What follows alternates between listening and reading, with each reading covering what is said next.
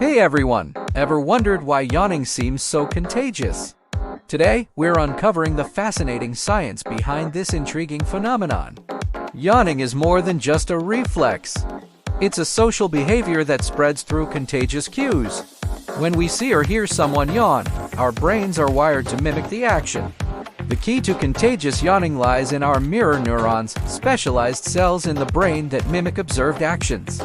They make us empathetically respond to others' yawns. Contagious yawning is also linked to emotional contagion. It reflects our natural tendency to synchronize emotions and behaviors with those around us. It is said that people with higher empathy levels are more prone to contagious yawning, reflecting our emotional connection with others. Scientists believe that contagious yawning may have evolved as a form of social bonding and group synchronization, promoting cohesion within communities. Did you know that even dogs can catch yawns from humans? Contagious yawning is not limited to humans. It extends across species.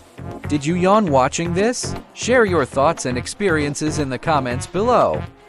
If you enjoyed this exploration, don't forget to like and subscribe for more intriguing insights into human behavior. Thanks for watching.